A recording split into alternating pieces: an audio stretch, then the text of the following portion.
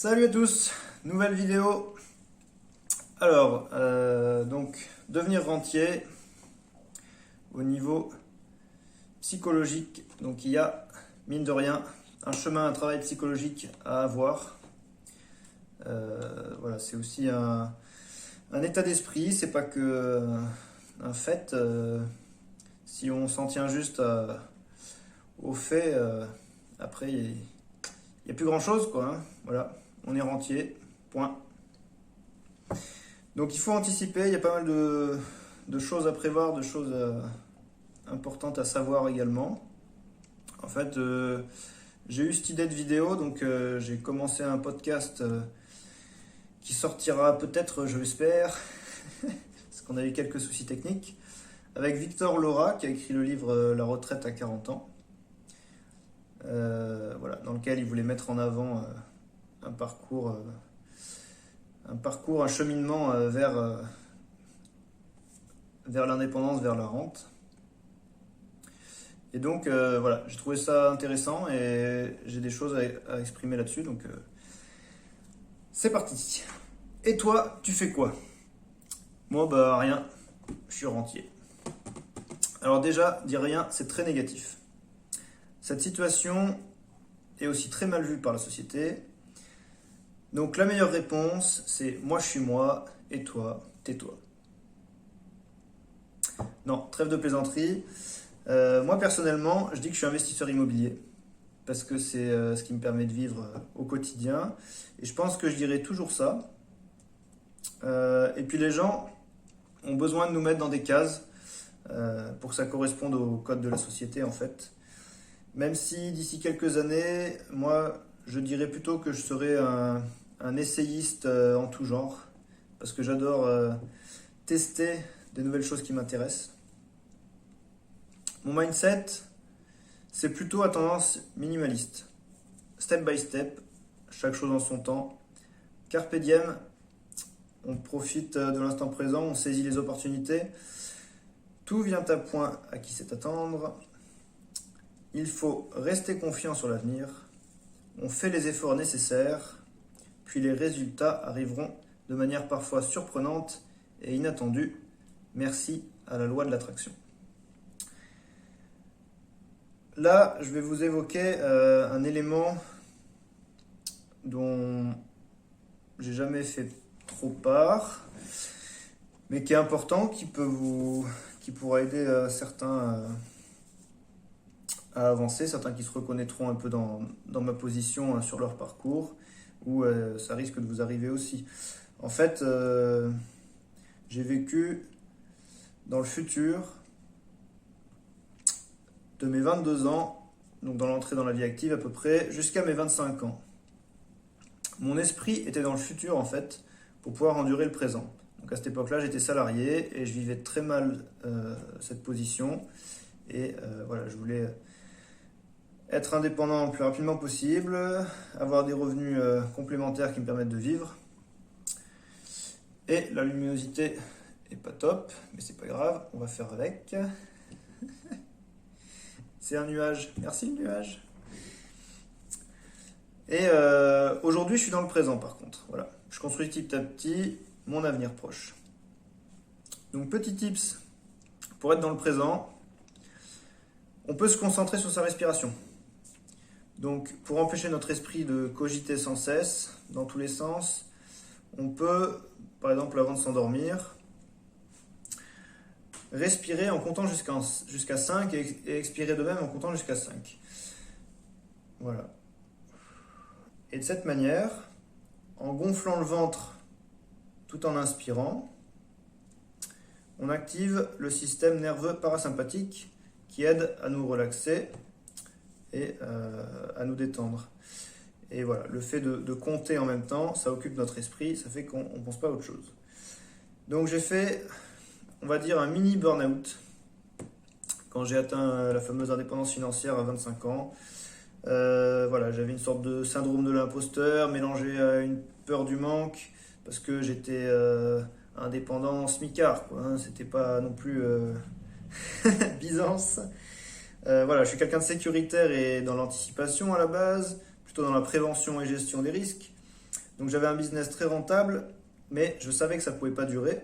C'était basé sur de la coloc et de la location courte durée. Donc ça induit une forme d'instabilité et c'est aussi très chronophage.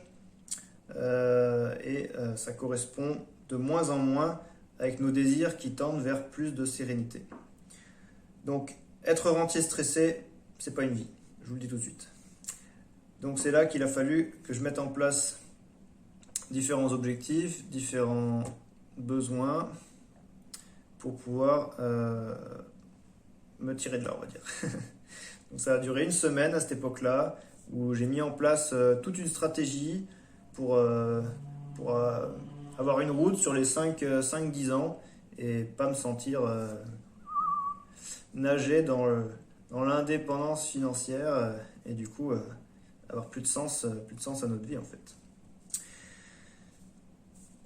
Voilà, donc souvent quand on avance, on voit le parcours exceptionnel de certains qui sont mis en avant sur le net. Certains achètent des millions avec des stratégies plus ou moins légales, il faut le savoir.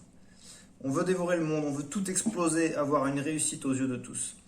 J'ai voulu ça aussi il y a 2 ans et j'ai entamé un processus en ce sens du coup. Fort heureusement, l'immobilier c'est une course de fond et non un sprint. Et donc j'ai eu le temps de remettre en question mes choix durant ce processus. J'ai également mûri.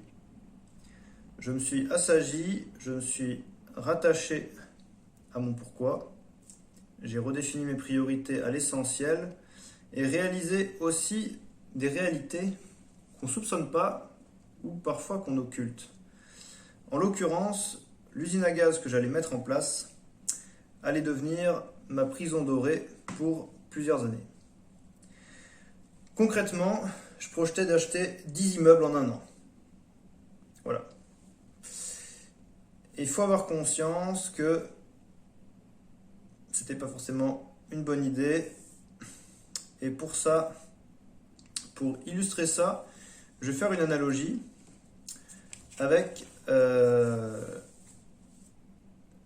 dédicace à ma mère, les éleveurs de chèvres. Donc les éleveurs de chèvres, jusqu'à 100 chèvres, c'est un troupeau à taille humaine. On vit bien, on se tire un revenu correct. Voilà, on n'a pas des horaires de malade pour gérer le troupeau, ça va. Quand on a 300-400 chèvres, on investit, on prend du matériel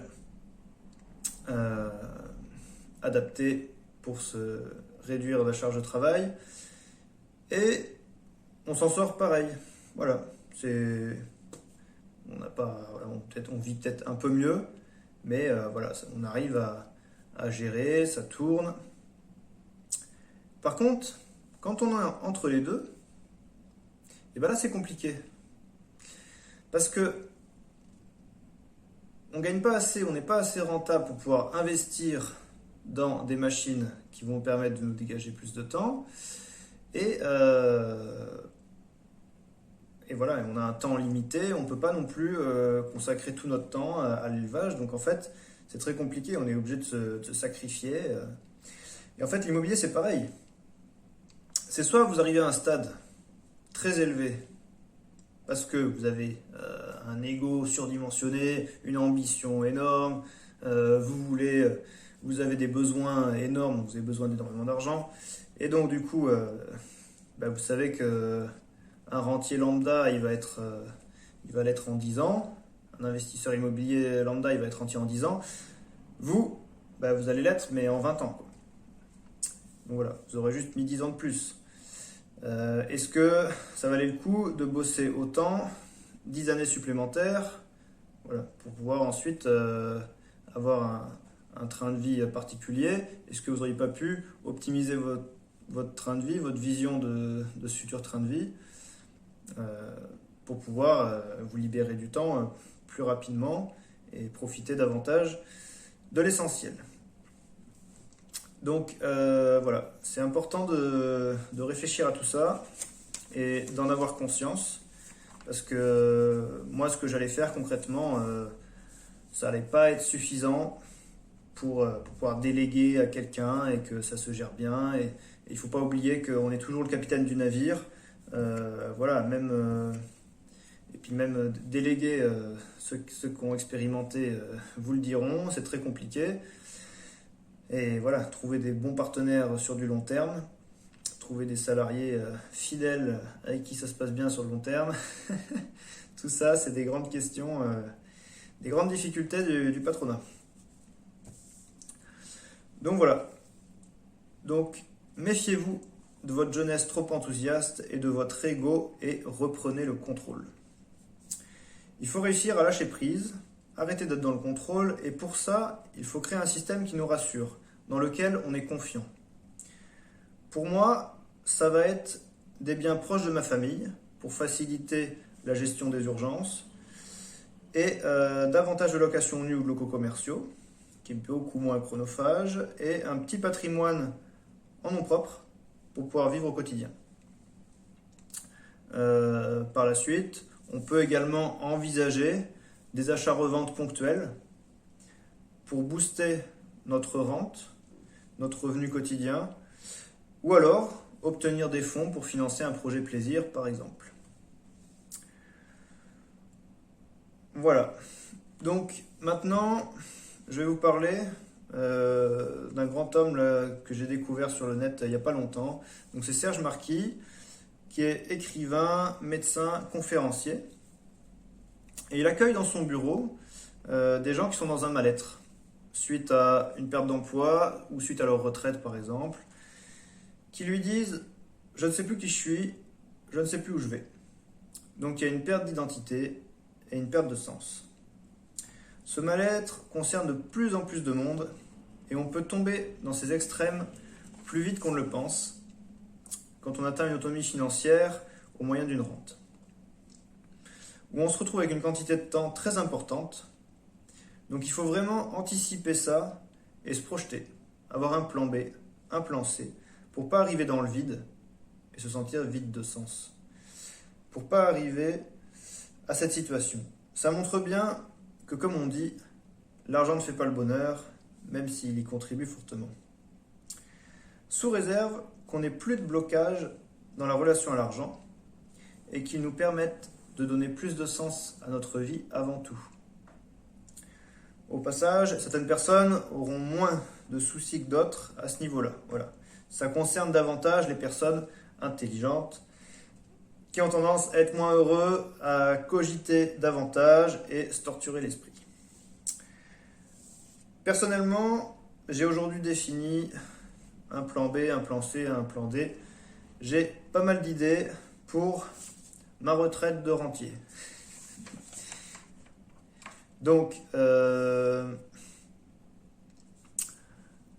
moi, ça va être les voyages, pouvoir se rendre dispo pour mes proches et pour ma famille, des projets associatifs, notamment dans la construction parce que j'aime bien ça, du bénévolat dans diverses choses, divers domaines, bricolage en tout genre, j'adore ça, tester de nouvelles expériences, de nouveaux sports, le parapente à moteur par exemple, être ventriloque, jouer à un instrument, chanter, faire un film, écrire un livre, voilà. Et ça, c'est qu'un début, c'est un plan de base et à ça va s'étayer d'autres idées, d'autres domaines que je vais découvrir. Voilà, je sais pas, apprendre une langue par exemple. Il y a plein de choses au cours de la vie qu'on peut découvrir et voilà, il faut rester curieux, rester aware et puis la vie est belle. Donc Serge Marquis, il dit qu'on doit prendre conscience quand l'ego nous contrôle. Il faut prendre le temps d'arrêter notre course folle à l'enrichissement ou à la reconnaissance. De faire une vraie pause, aller se promener en forêt. Se recentrer sur le présent et se poser les bonnes questions. Qui on est au fond de nous et qui on veut devenir. Qu'est-ce qu'on désire? Qu'est-ce qui est important? Qu'est-ce qui fait sens à nos yeux? Qu'est-ce qui nous plaît? Qu'est-ce qui nous anime? Qu'est-ce qui nous apporte du bonheur? Afin de redéfinir nos priorités, nos gros cailloux, et avoir une vie pleine. Il ne s'agit pas de copier Christopher Wangen, par exemple, car il présente une vie de rêve, qui porte bien son nom d'ailleurs. Lui aussi, ça lui arrive de chialer sur son oreiller. On peut s'identifier dans les valeurs et s'en inspirer. Mais il est essentiel de répondre à ces questions pour adapter nos choix et nos actions en conséquence. Serge Marquis, il explique qu'en se posant les bonnes questions, en restant ouvert, il nous arrive de dire « Tiens, j'avais pas vu ça comme ça. » Et là, on est sur la bonne voie. Il dit autre chose d'intéressant. Pour vivre heureux, il faut découvrir en nous ce qui ne vieillit jamais. Pour cela, il faut être dans l'instant présent. Pour découvrir notre capacité à aimer, à s'émerveiller, à savourer, de créer, d'apprendre, de transmettre. Il y a tout un tas de capacités que chaque être humain peut exprimer et qui nous apportent du bonheur. Et c'est l'expression de ces capacités dans notre quotidien qui nous amène à avoir une vie pleine et épanouie. Voilà, j'espère que cette vidéo vous aura plu. N'hésitez pas à mettre un petit pouce, à me dire tout ce que vous en pensez dans les commentaires. Chaque remarque est la bienvenue. Et puis, je vous dis à bientôt pour de prochaines aventures. Ciao tout le monde!